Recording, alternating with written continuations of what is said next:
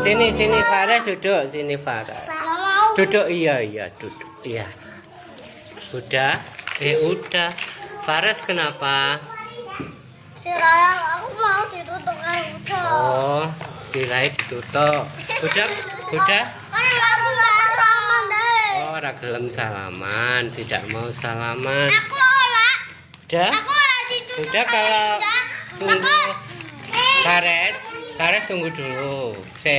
Udah kalau dipukul kepalanya sakit enggak? Sakit. Terus kenapa mukul Fares? Enggak tahu. Itu. Oh, kenapa Fares dipukul? Lah udah nakal. Udah nakal, kenapa nakalnya?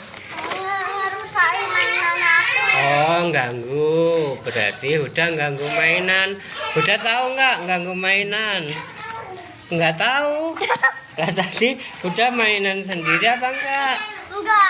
Enggak. Udah nggak ada mainannya. Terus punyanya Fares diganggu, diambil. Gitu ya? Tapi udah mainannya bakang air kak. Udah mainannya sama Ira. Oh, ada lagi. Fares mainan sendiri tadi. Ya. Nah, Bagus sekarang mau tanya sama Uda, nek mukul kepala temen itu bagus apa enggak sih? Kalau aku tak pakai balok itu deh. Tunggu. Bagus nanya sama Uda, ngadep ke Bagus dulu, sayang. Nah, kalau mukul temennya bagus nggak Uda? Enggak. Kenapa kok nggak bagus? Soalnya nakal. Hah? Nakal. Nakal namanya ya. Terus kalau udah dipukul kepalanya kan juga sakit kan? Lihat Pak Kus ini, kalau ditanya lihat Pak Kus dong. Nah gitu, lihat Pak Kus ini. Nah terus besok lagi mau mengulangi enggak? Enggak. Terus apa yang dilakukan udah kalau nggak mau mengulangi? Pertama minta maaf sama kawannya. Yuk minta maaf dulu. Minta maaf ya. Bersama bilang minta maaf Fares gitu. Mama Fares dulu. Besok aku sambil salaman ulangi lagi. Besok aku tidak mengulangi lagi. Kok guyang-guyung, nggak boleh ketawa serius. Fares bilang apa Fares? Iya udah. Jangan diulangi lagi ya. Nah besok lagi berarti tidak boleh apa? Tidak boleh mengulangi perbuatan yang jelek ya. Udah ya, sama temennya juga. Oke, besok lagi nggak boleh diulangi, nggak boleh mukul-mukul. Kalau tidak sengaja berarti apa? Minta maaf. Betul, 100. Namanya siapa? Sapna suka main ya? Iya. Kalau belajar sungguh-sungguh apa enggak? Enggak. Kenapa kok enggak sungguh-sungguh? Masih suka main? Iya. Terus kalau suka main berarti belajarnya sambil main ya? Enggak. Boleh nggak kalau belajar sambil main? Enggak boleh. Kan masih anak-anak. Ya boleh berarti ya. Nanti enggak selesai karena mainan. Oh iya, berarti kalau belajar sambil main itu nggak selesai. Kata Aira gitu, Sapna. Bener apa enggak? Enggak. Sapna nih di sih hilang. Sana itu. Tunggu. Bener apa Sapna? Bener ya. Jadi kalau belajar yang sungguh-sungguh ya. Kalau ada gimana sih? Kok belajar nggak boleh sambil main? Berarti ada waktunya ya. Terus berarti ada waktunya ya, Mbak Aira. Berarti kalau bermain sama belajar itu ada waktunya ya. Iya. Waktunya bagaimana? Jajan. Belajar ya belajar, waktu main ya bermain. Apa itu Mbak Una? Nanti sudah selesai belajarnya, terus boleh main. Belajarnya habis, terus beli mainan. Oh gitu. Ya. Terus besok lagi bermain terus enggak? Enggak ya, harus tahu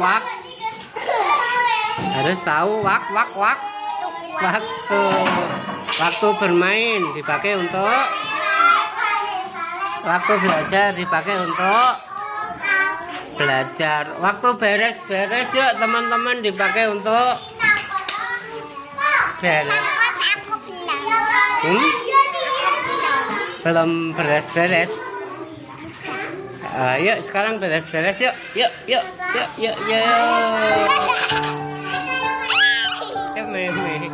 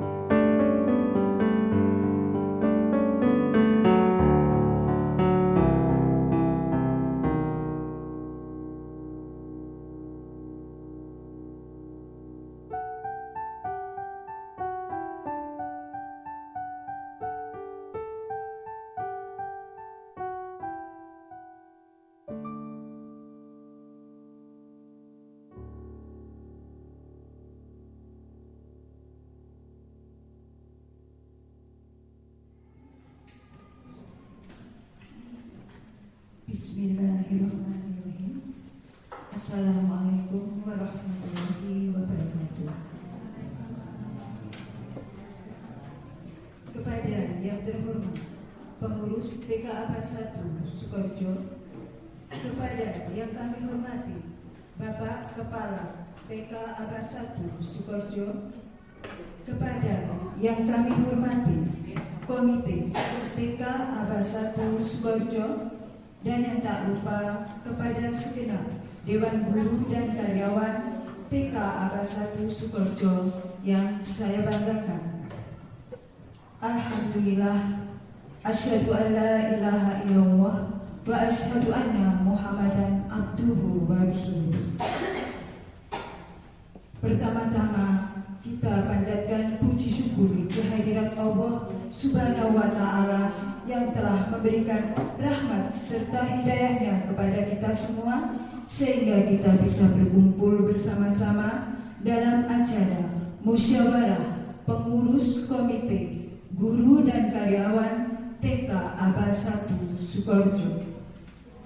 Kedua kalinya sholawat serta salam tak lupa kita panjatkan kepada Nabi besar Muhammad Sallallahu Alaihi Wasallam, Nabi besar yang insya Allah kita harapkan syafaatnya di hari akhir nanti. Amin ya rabbal alamin. Pada kesempatan ini saya ingin membacakan susunan acara pada hari ini. Yang pertama, musyawarah pengurus dan komite dengan guru dan karyawan TK Abad 1 Sukoharjo pada hari Rabu 1 Februari tahun 2023. Acara yang pertama pembukaan, yang kedua tadarus surat Al-Maun, yang ketiga sambutan. Adapun sambutannya, yang pertama sambutan kepala sekolah sekaligus pengimbasan program guru penggerak dengan tema budaya positif di sekolah.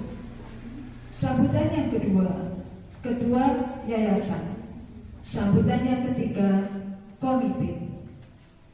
Acara yang keempat adalah musyawarah. Yang kelima, lain-lain. Dan yang terakhir, penutup. Marilah kepada Bapak Ibu semuanya, kita buka dengan bacaan basmalah bersama-sama. Bismillahirrahmanirrahim. Selanjutnya, karena acara sudah demikian siangnya, kita melaju ke acara yang kedua, yaitu tadarus bersama-sama surat Al-Ma'un. Yang jauh Bapak Ibu, monggo kita tadarus surat Al-Ma'un, yaitu surat dari Al-Quran, surat 107. A'udzu billahi minasy syaithanir rajim. Bismillahirrahmanirrahim. Ara'aital ladzi yukadzibu bid-din. Fadzalikal ladzi yad'ul yatim wa la yahuddu 'ala ta'amil miskin. Fawailul lil musallin alladzina hum an salatihim sahun alladzina hum yura'un wa yamna'una al-ma'un. Shadaqallahul azim. Maha benar Allah dengan segala firman-Nya. Semoga dengan bacaan surat Al-Ma'un ini mengantarkan kita kepada kehidupan yang lebih baik dan kepada kehidupan yang menuju ke jannah-Nya. Amin ya rabbal alamin. Selanjutnya, acara yang ketiga adalah sambutan. Yang pertama, sambutan dari Bapak Kepala Sekolah. Tempat dan waktu mohon dipersilakan.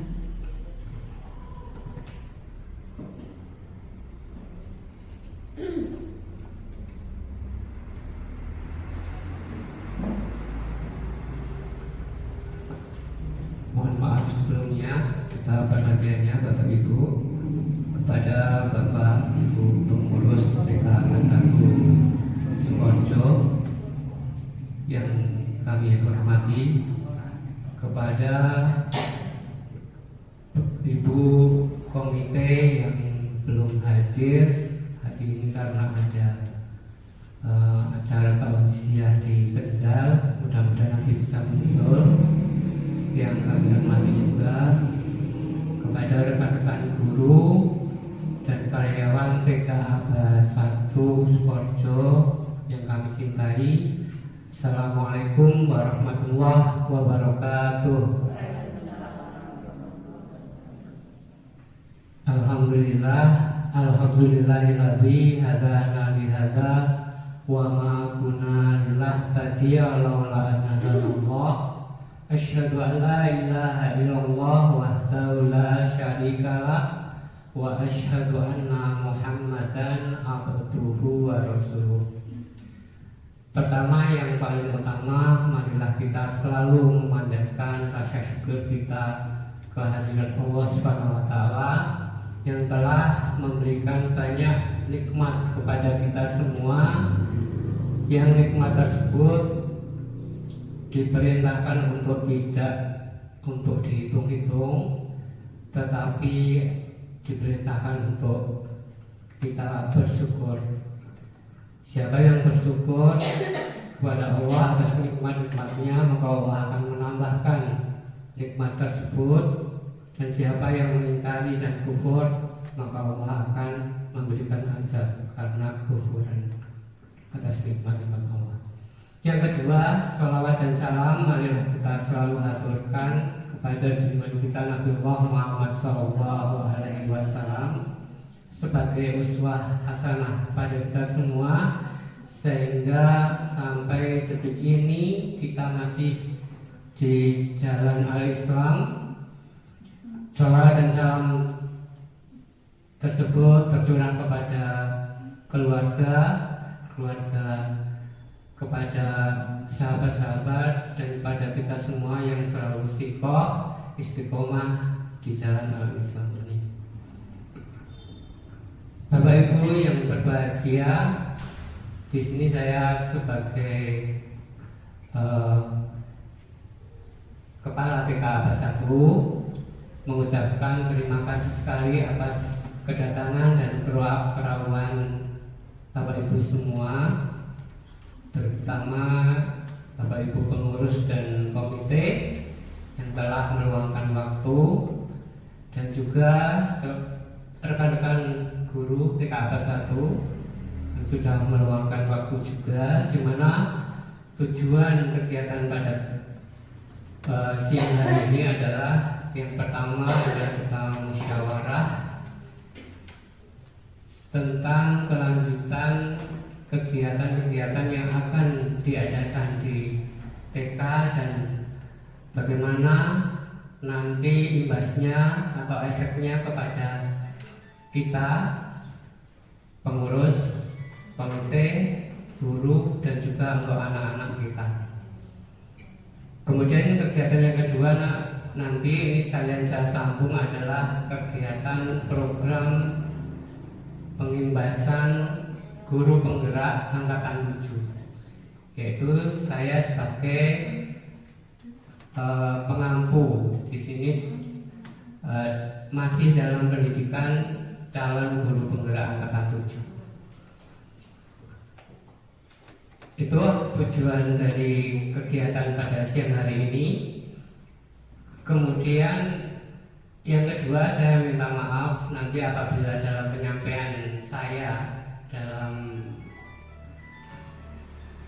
kegiatan yang akan berlangsung di siang hari ini ada kesalahan dan apa kurangnya, mohon nanti dimaafkan. Dan saya mulai untuk kegiatan yang kedua karena ini menyambung sekalian, yaitu tentang pengimbasan kegiatan guru penggerak. Mohon maaf untuk saya share.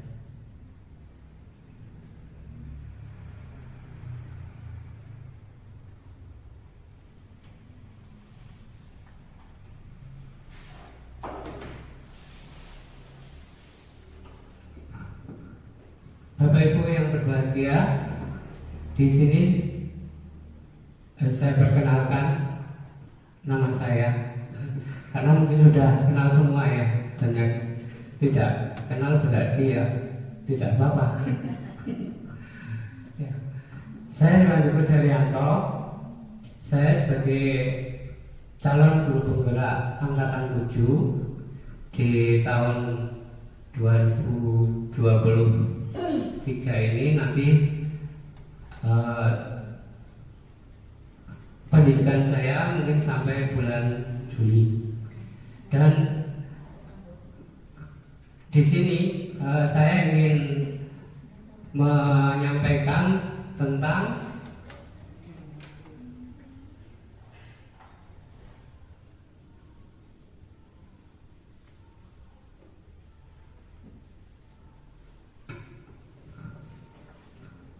budaya positif. Bapak Ibu yang berbahagia, apa yang dimaksud budaya? Mungkin kita sudah tahu ya, sering kita dengar kata-kata budaya.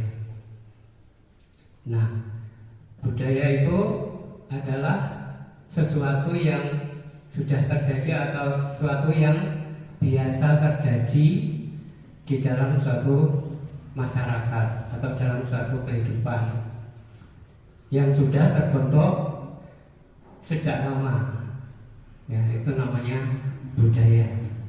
Nah, budaya yang kita kembangkan itu biasa yang berkembang itu ada dua, yaitu budaya positif dan budaya negatif. Nah, kalau budaya positif kita sering kenal ya, dan budaya yang negatif itu juga banyak. Nah, bagaimana kita bisa mengembangkan saat ini tentang budaya yang positif? Dalam dunia pendidikan, budaya positif itu ada keterkaitannya antara filosofi Ki Hajar Dewantara, kemudian saya sebagai nilai guru penggerak dan nilai saya sebagai guru penggerak, kemudian juga visi misi guru penggerak dan juga profil pelajar Pancasila. Bapak Ibu sekalian, kalau di dunia pendidikan itu kita sering mendengar teori-teori yang muluk-muluk tentang pendidikan. Misalnya teori tentang punishment and reward, itu hukuman dan penghargaan. Kemudian teori tentang pendidikan yang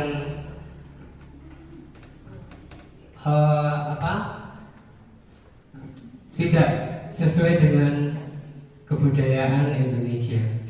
Tapi ternyata setelah digali, semakin digali, Indonesia mempunyai tokoh pendidikan yang sangat mutakhir ternyata, dan tidak lekang oleh zaman, yaitu Ki Hajar Dewantara. Nah, filosofi dari pendidikan Ki Hajar Dewantara adalah ing arsa sing tulodo, ing madya mangun karsa tuturi handayani, yaitu ing arsa sing tulodo, bahwa seorang pendidik atau kita semua itu adalah sebagai suri tauladan. Kemudian ing madya mangun karsa, seyogianya kita sebagai pendidik harus bisa memberikan motivasi. Dan Tutwuri Handayani adalah selalu mendukung dan memberi semangat. Itu adalah filosofi dari Ki Hajar Dewantara. Nah, apa yang bisa kita terapkan kira-kira yang untuk guru-guru ini, ibu guru? Contoh dari filosofi Ki Hajar Dewantara ini, saya minta pendapatnya ini. Bunda ini yang senyum-senyum nih. Bu.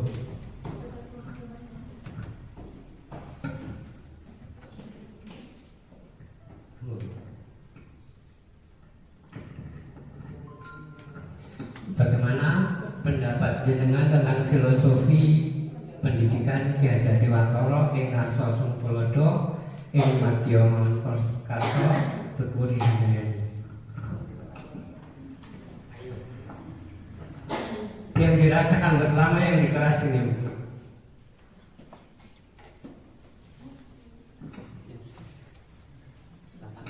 Menurut pendapat saya, filosofi Ki Hajar Dewantara ing arsa sung tulodo, ing madya mangun karsa tutwuri handayani. Guru harus sebagai teladan atau panutan bagi siswanya. Contoh di kelas juga. Guru adalah sebagai model, sebagai model dalam pembelajaran, dan segala tingkah laku itu bisa ditiru sama anak. Itu salah satu contohnya. Mau beri contoh lagi? Ing arsa ing madya mangun karsa, memberi motivasi. Bagaimana contohnya dalam kelas? Memberi motivasi untuk anak-anak, yaitu memberi motivasi kepada anak supaya rajin belajar. Ya. Cuma itu aja. Ya, mungkin ada yang mau menambahkan? Manjir. Monggo, Mas. Bismillahirrahmanirrahim. Assalamualaikum warahmatullahi wabarakatuh. Waalaikumsalam. Mengenai filosofi tokoh pendidikan yang kalau sekarang mungkin milenial ya, itu tadi sudah tepat disampaikan. Ingat sosok guru itu di depan ini memberi contoh ini memang sulit, karena apapun yang terjadi contoh dari guru ini akan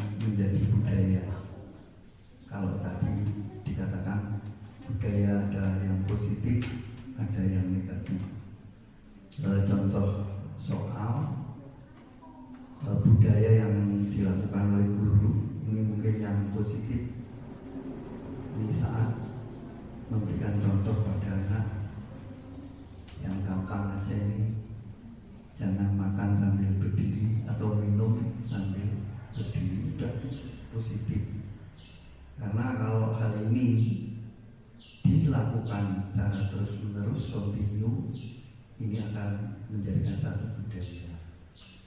Kemudian ada di sekolah itu ada budaya 5S. 5S berapa ya? Ya, sapa, senyum.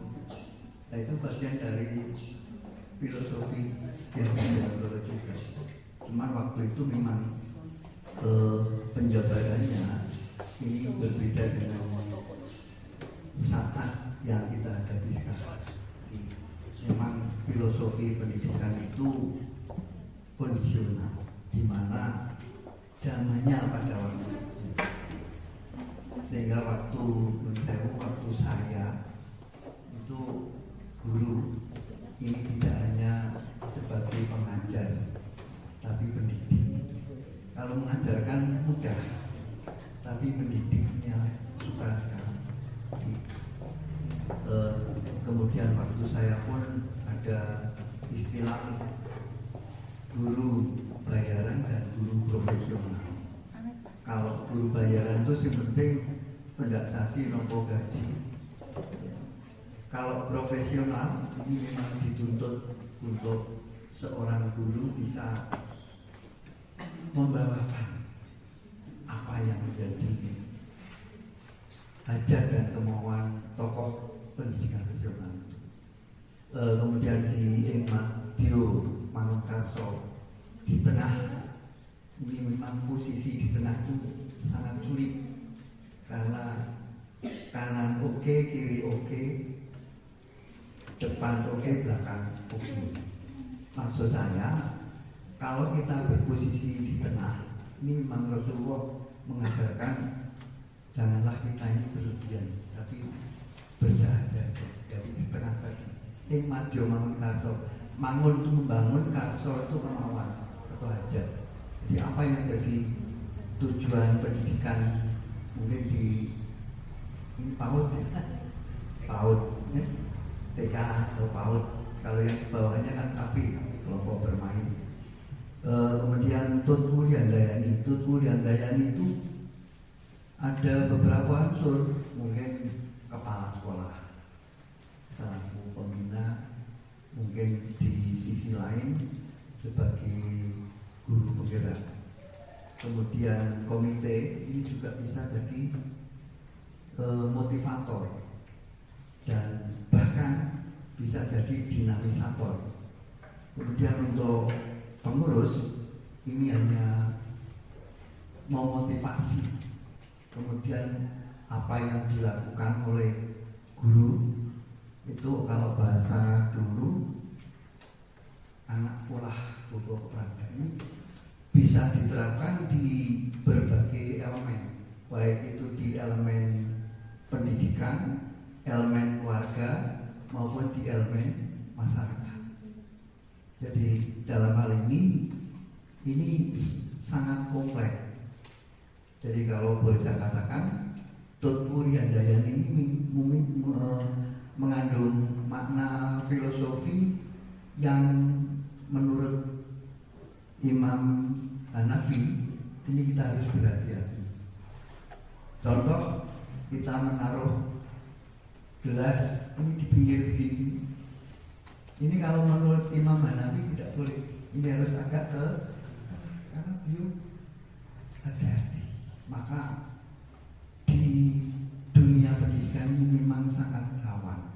Apalagi sekarang sudah viral adanya penculikan anak yang notabene-nya itu dilakukan oleh orang-orang tertentu yang orang-orang itu adalah orang-orang bayaran.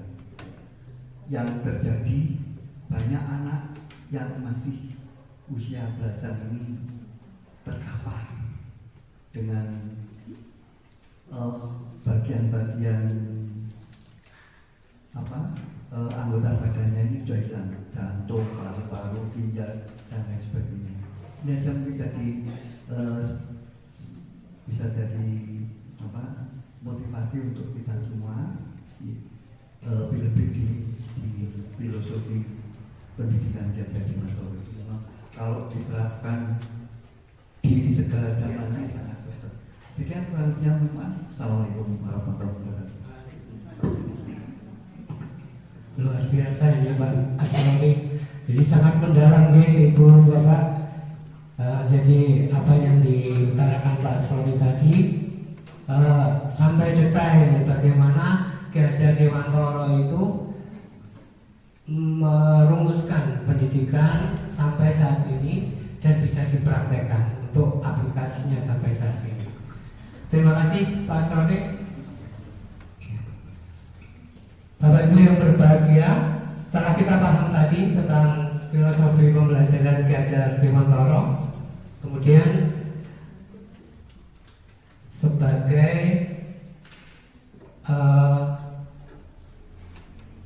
semuanya ini dari nilai dan peran guru penggerak, nanti akan saya terangkan apa peranan saya sebagai guru penggerak dan nilai saya sebagai guru penggerak. Kemudian visi guru penggerak, apa yang menjadi visi saya nanti untuk sekolah ini. Kemudian apa yang bisa dikembangkan di lingkungan kita, yaitu di lingkungan sekolah sebagai budaya yang positif itu apa saja.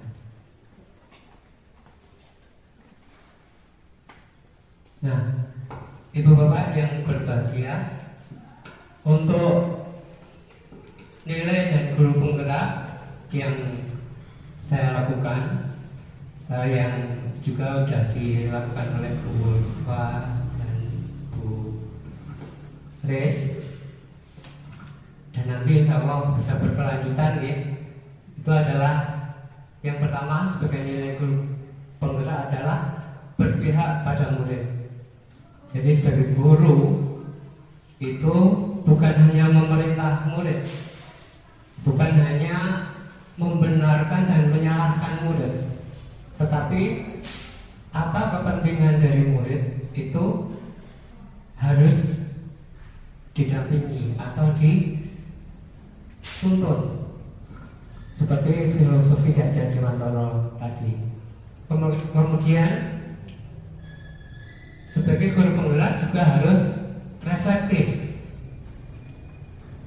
artinya bahwa sebagai guru itu bisa menilai diri sendiri setelah melakukan pembelajaran, setelah melakukan KBM, maka dia akan merefleksi diri sendiri, sudah benar atau tidak, atau menyimpang dari nilai-nilai apa yang diajarkan oleh Ki Hajar Dewantara tadi.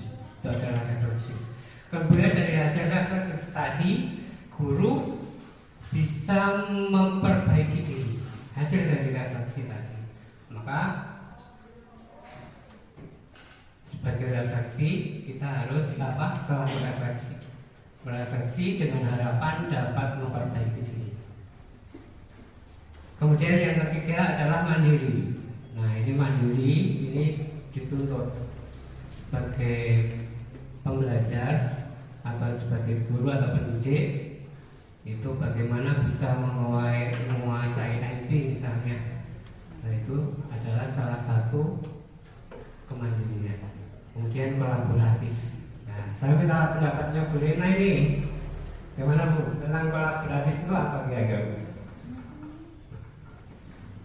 Terima kasih.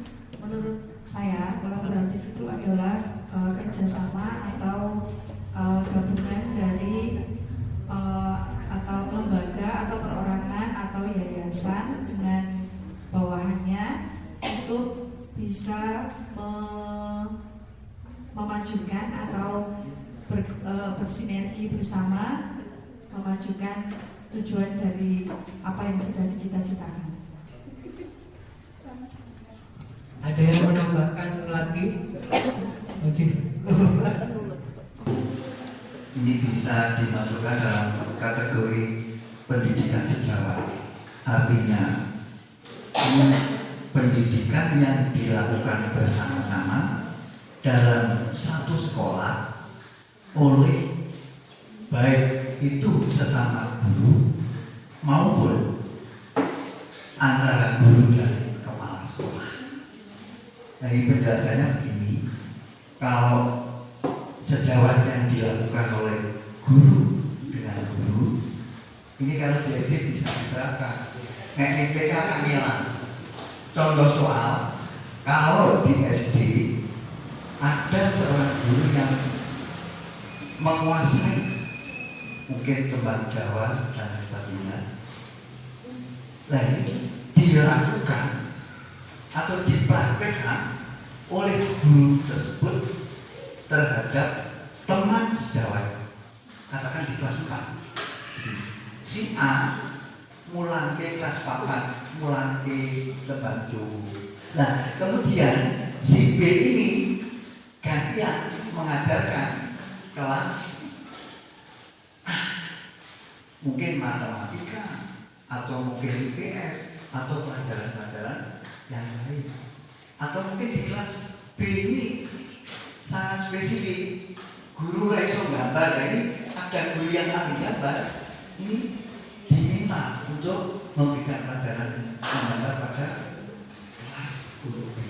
Nah, kelas guru B gantian mengajar di kelas. Ini berlaku, ini adalah pendidikan sejarah. Ini sangat-sangat efektif. Namun kalau sekarang tidak ada, sebabnya kok sekarang itu dikejar terhadap ngomong isin karena dengan tuntutan bahkan sekarang ini ada ngeri kurikulum merdeka.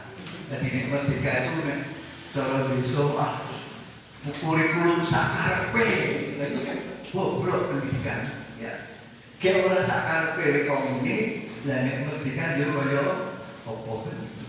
Itu saja contoh dari kolaborasi. Terima kasih. Terima kasih masukannya Bung Nena dan Pak Asrodi yang sudah menyampaikan tentang apa makna dari kolaboratif. Dari pemaparan tadi dapat saya simpulkan bahwa kolaboratif itu adalah kerjasama yang berkesinambungan antara, kalau di sekolahan itu adalah guru antar sesama guru, kemudian guru dan pengurus, kemudian juga guru dengan wali murid, juga pengurus dengan wali murid, dan istilahnya komite. Nah, itu adalah kolaboratif. Jadi semua saling terkait di dalam dunia pendidikan. Dan kalau kolaboratif itu akan menimbulkan energi-energi yang positif untuk membentuk budaya positif. Kemudian nilai guru yang selanjutnya adalah inovatif. Bu Ulfa ini, Bu Ulfa, apa inovatif dan kira-kira apa contohnya, Bu Ulfa? Terima kasih Pak Bos. Untuk menurut saya, guru yang inovatif itu adalah guru yang memiliki banyak ide untuk berbagai macam pembelajaran, khususnya ke anak-anak. Itu bisa kita dapatkan melalui berbagai cara. Ada yang autodidak, misalnya apalagi sekarang zamannya digital, itu bisa lewat HP, YouTube kan banyak sekali nih channel-channelnya. Kemudian dari buku-buku juga sudah banyak sekali, dari workshop-workshop juga amat sangat banyak. Nah, itu menurut saya inovatif itu adalah kreativitas guru untuk dapat memberikan pembelajaran-pembelajaran yang menyenangkan, kreatif, dan membuat anak-anak itu menjadi bermakna dalam pembelajarannya, begitu ya. Terima kasih Bu Ulfa atas masukannya. Jadi inovatif itu adalah bentuknya selain kreativitas dari guru, juga karya-karya yang mungkin bisa menimbulkan ketertarikan kepada anak. Dan itu dalam proses pembelajaran ABM, bukan hanya dalam proses menciptakan sesuatu, tapi juga dalam proses pembelajaran di sekolah itu perlu inovatif.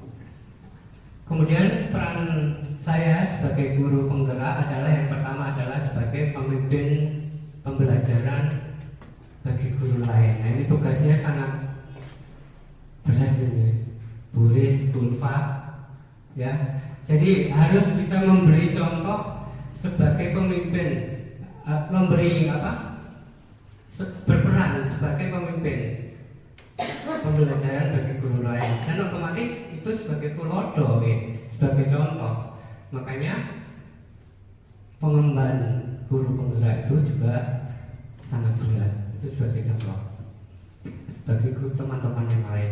Kemudian yang kedua adalah mendorong kolaborasi, yang sudah kita jelaskan tadi bahwa kolaborasi adalah kerjasama antara guru dengan guru, antara guru dengan wali murid, antara guru dengan pengurus, dan pengurus dengan wali murid. Itu adalah bisa berkolaborasi, dan guru penggerak tugasnya adalah menjadi pendorong juga butuh energi, Ibu. Jadi butuh energi untuk mendorong kolaborasi ini supaya bisa tercipta di lingkungan kita. Kemudian yang ketiga adalah mewujudkan kepemimpinan murid. Artinya dalam pembelajaran tiap hari itu murid dirangsang untuk menjadi seorang yang bisa berinovasi, yang bisa mandiri, yang bisa memunculkan ide-ide. Nah, itu adalah guru sebagai pemimpin, mewujudkan kepemimpinan murid. Kemudian yang keempat adalah guru penggerak sebagai komunitas praktisi. Komunitas praktisi itu kalau di Waalaikumsalam, monggo Pak Nyanto.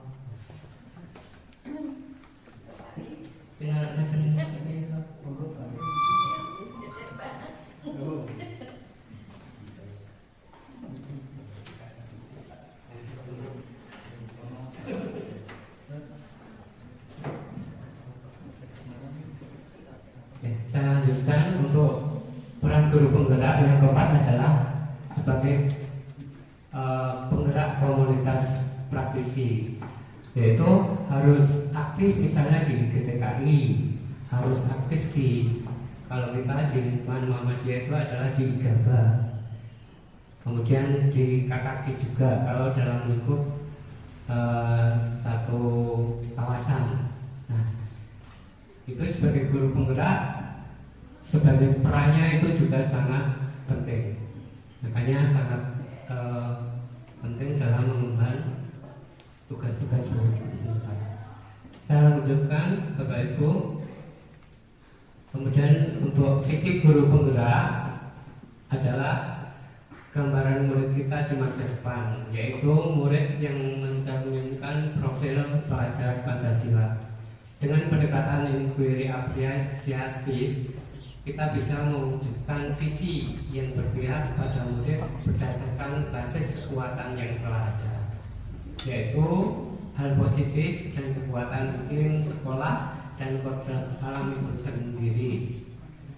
Tentunya mengedepankan kolaborasi kekuatan dari berbagai pihak secara gotong royong. Nah, ini jadi visi dari guru penggerak itu adalah mewujudkan murid, ya, ibu guru. Jadi nantinya sebagai pendidik yaitu mewujudkan murid di masa depan, yang di sini adalah kalau visi guru penggerak adalah sebagai mencerminkan profil pelajar Pancasila. Karena kita negara yang berasaskan Pancasila, maka semuanya dicerminkan atau diasaskan ke Pancasila. Jadi dengan apa kita mewujudkan profil pelajar Pancasila tadi?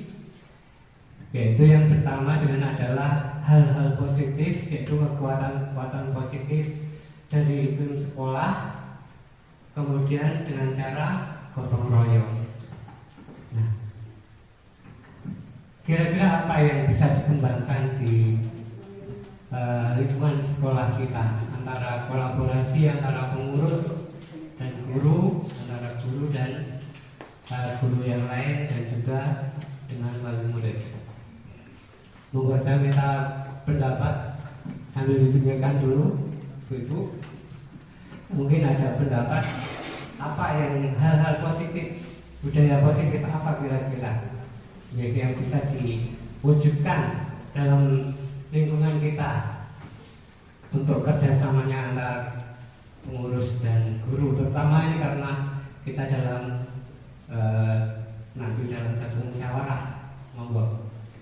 Atau mungkin kalau ke guru boleh dengan wali murid yang bisa diwujudkan apa kolaborasi yang positif yang banyak bisa kita kembangkan.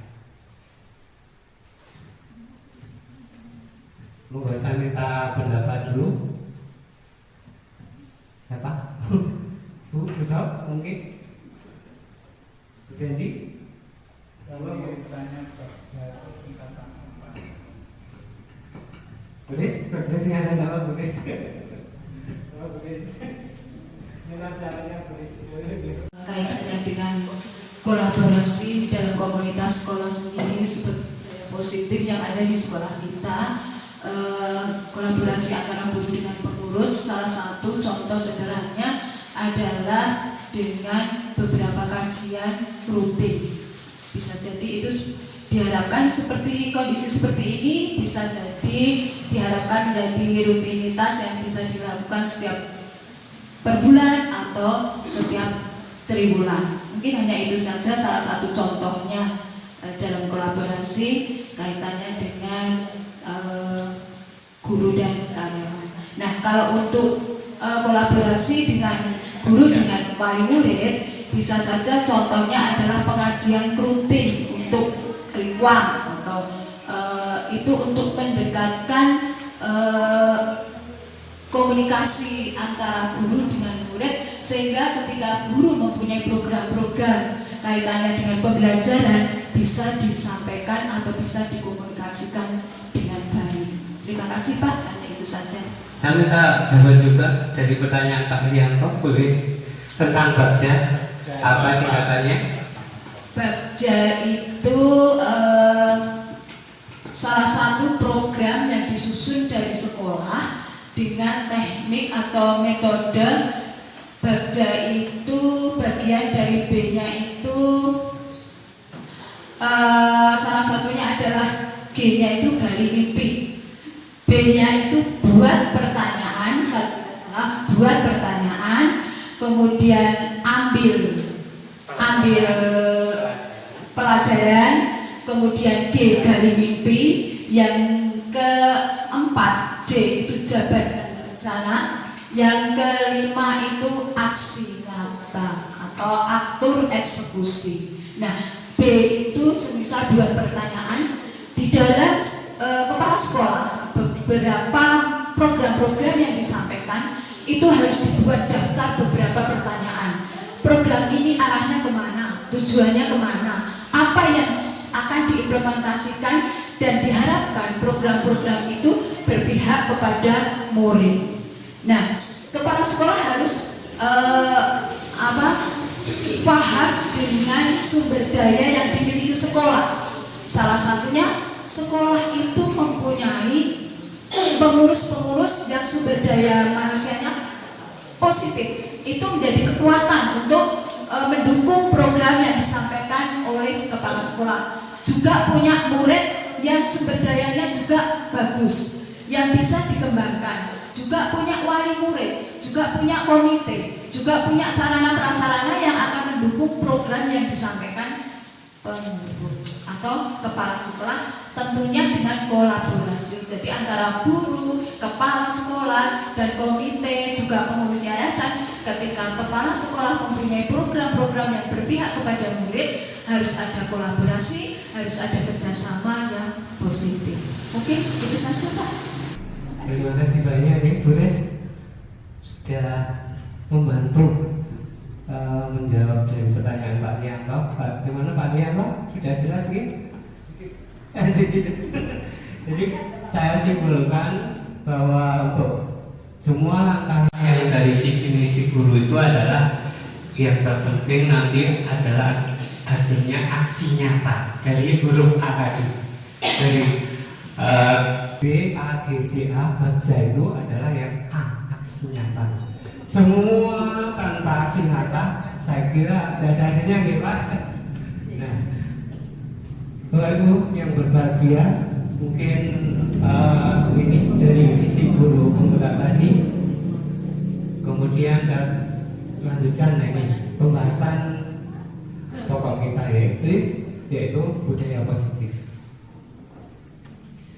Berdasarkan penerapan tahapan Bagja akan muncul pembiasaan positif sehingga menjadi karakter positif. Kemudian terwujud budaya positif. Budaya positif akan menciptakan rasa aman dan nyaman pada murid selama proses pembelajaran. Budaya positif dapat mendorong murid untuk berpikir, bertindak dan mencipta sebagai proses memerdekakan dirinya sehingga murid lebih mandiri dan bertanggung jawab. Nah, ini budaya positif di lingkungan sekolah. Dan ini bisa kita terapkan juga di lingkungan rumah kita masing-masing. Jadi bagaimana kita bisa mewujudkan budaya positif itu sehingga tercipta rasa aman dan rasa nyaman. Selanjutnya, jadi dari keterkaitannya antara tadi yang kita sampaikan di awal yang sudah dijelaskan oleh Pak Asrori dan teman-teman lain tadi Bu Neni, jadi ada keterkaitan budaya positif dengan filosofi Gajah Dewantara adalah tercapainya anak-anak yang bisa mengembangkan dirinya secara positif. Saya bacakan mungkin dari kesimpulannya, seorang guru penggerak harus mengenali, memahami dan menjiwai nilai dan peran guru penggerak untuk mewujudkan visinya yang disusun berdasarkan filosofi Ki Hajar Dewantara, yaitu berpihak pada murid. Sebuah visi misi tercapai jika terukur, konkret, sistematis, dan terencana.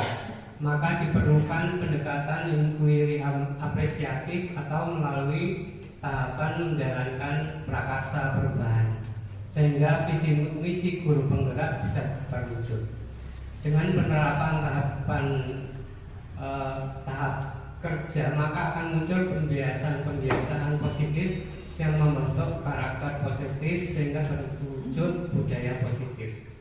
Adanya budaya positif dapat mendorong terciptanya lingkungan positif yang mendukung murid untuk berproses memerdekakan dirinya, sehingga murid lebih mandiri dan bertanggung jawab yang pada akhirnya tujuan pendidikan untuk mewujudkan manusia yang merdeka akan terwujud.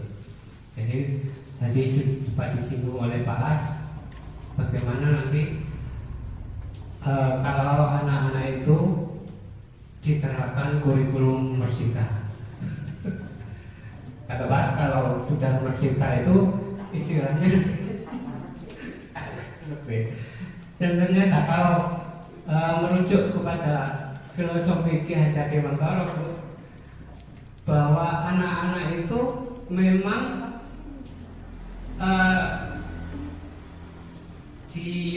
dimerdekakan untuk dia mencari sebagai kodrat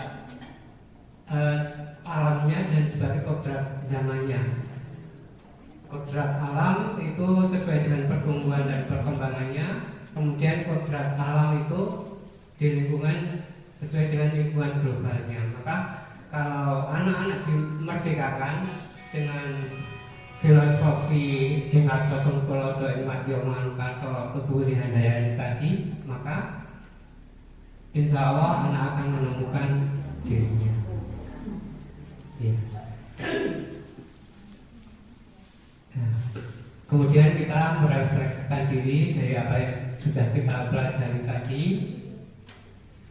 Sejauh mana pemahaman kita tentang konsep-konsep inti yang telah dipelajari, yaitu disiplin positif, teori-teori dari pembelajaran, antara lain hukuman dan penghargaan, posisi kontrol guru, kemudian kebutuhan dasar manusia, termasuk juga dalam belajar itu adalah termasuk kebutuhan dasar.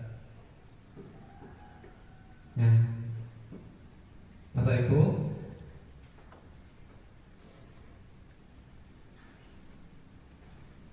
kemudian apa yang kita harapkan dari perubahan-perubahan tadi? Kalau kita sebagai guru, maka dengan belajar tentang filosofi Gajah Dewantara, maka banyak perubahan-perubahan yang akan kita alami. Demikian mungkin dari saya. Intinya untuk kayak kuliah mohon ingin nyusun si waktunya juga agak panjang.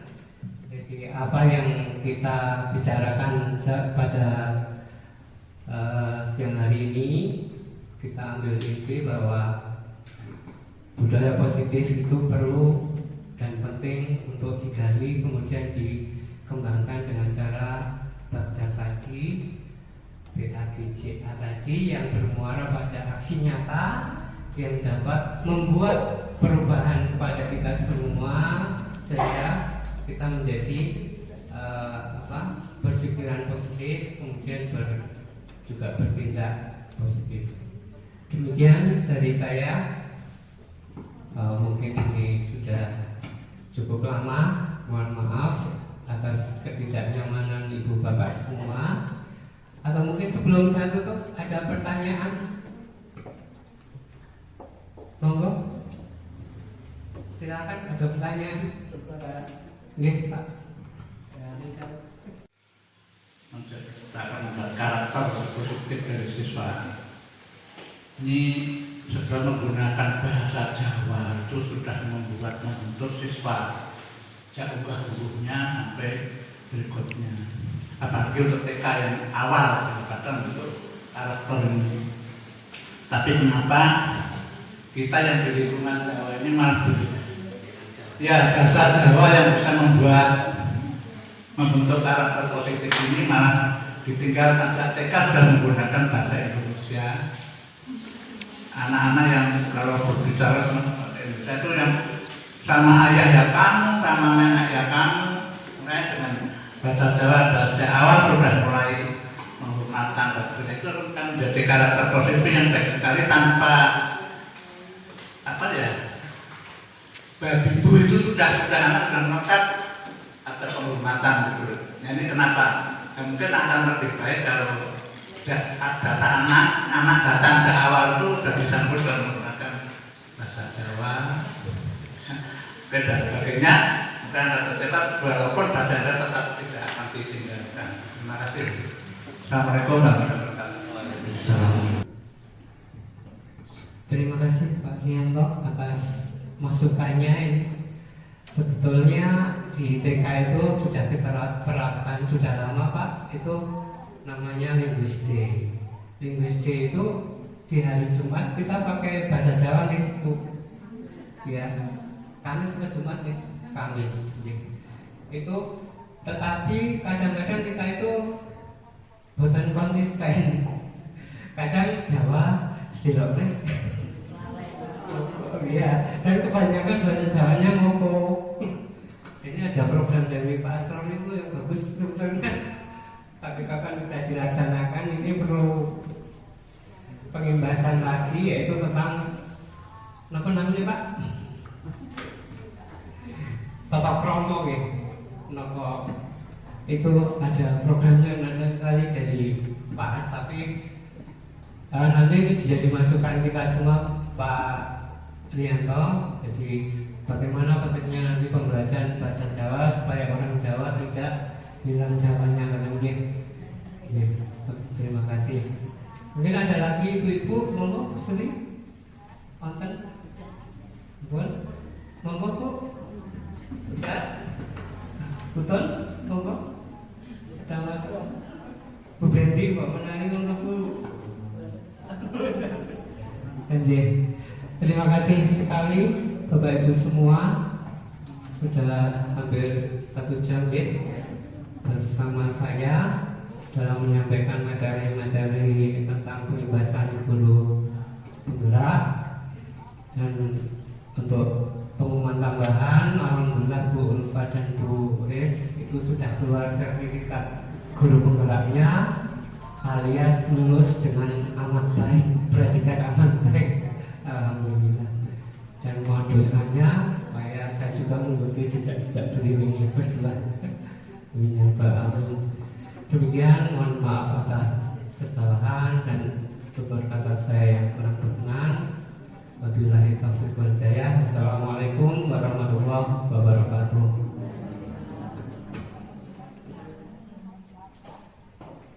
Terima kasih kepada Bapak Kepala Sekolah yang telah memberikan beberapa pembinaan kepada guru dan karyawan, insya Allah sebagai motivasi kami untuk ke depan lebih maju. Kemudian juga terima kasih atas pemaparan budaya positif yang ada di sekolah kita. Semoga dapat diimplementasikan di sekolah kita sebagai budaya positif atau sebagai budaya yang akan menjadi kebiasaan di sekolah kita. Dan juga terima kasih juga kepada para peserta yang telah memberikan umpan balik atas pengimbasan budaya positif yang